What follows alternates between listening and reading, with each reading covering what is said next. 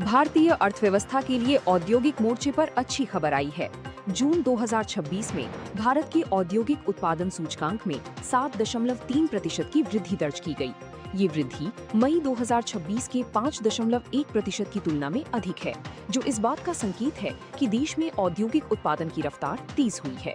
जून 2026 के आंकड़ों के अनुसार औद्योगिक उत्पादन सूचकांक 123.1 रहा, जबकि जून 2025 में ये 114.7 था।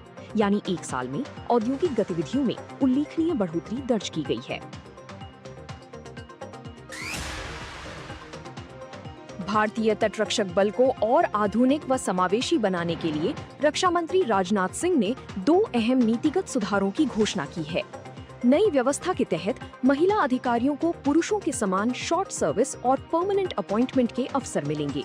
वहीं ड्यूटी के दौरान समुद्र में लापता होने वाले तटरक्षक कर्मियों के परिवारों को आर्थिक सहायता देने की प्रक्रिया को भी आसान बनाया गया है। रक्षा मंत्री ने कहा कि इन सुधारों से तटरक्षक बल का मनोबल और कार्य क्षमता दोनों मजबूत होंगी। भारत और नेपाल के बीच व्यापारिक कनेक्टिविटी को नई मजबूती मिली है। भारत की पहली सीधी वाणिज्यिक कंटेनर मालगाड़ी कोलकाता बंदरगाह से नेपाल के विराटनगर पहुंची है।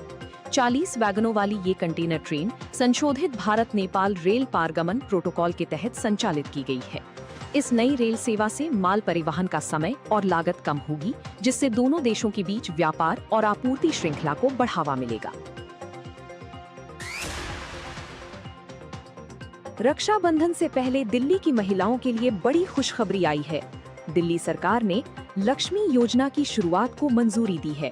इस योजना के तहत पात्र महिलाओं को आर्थिक रूप से सशक्त बनाने के उद्देश्य से 2,500 रुपए प्रति माह की वित्तीय सहायता प्रदान की जाएगी।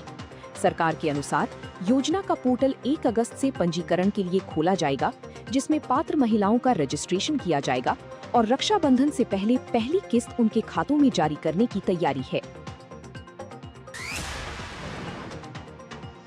असम में बाढ़ का संकट धीरे धीरे कम हो रहा है, लेकिन कई इलाकों में हालात अब भी चुनौतीपूर्ण बने हुए हैं। राज्य के 6 जिलों में करीब 4.45 लाख लोग प्रभावित हैं और सैकड़ों गांव अब भी पानी में डूबे हुए हैं। प्रशासन की ओर से राहत और बचाव अभियान जारी है, जहां राहत शिविरों, मेडिकल टीमों और बचाव दलों के जरिए प्रभावित लोगों तक मदद पहुंचाई जा रही है। वहीं सत्ता पक्ष और विपक्ष के सभी विधायकों ने 1 महीने का वेतन मुख्यमंत्री राहत कोष में देने का फैसला किया है। इस राशि का इस्तेमाल बाढ़ पीड़ित परिवारों की सहायता और राहत कार्यों में किया जाएगा।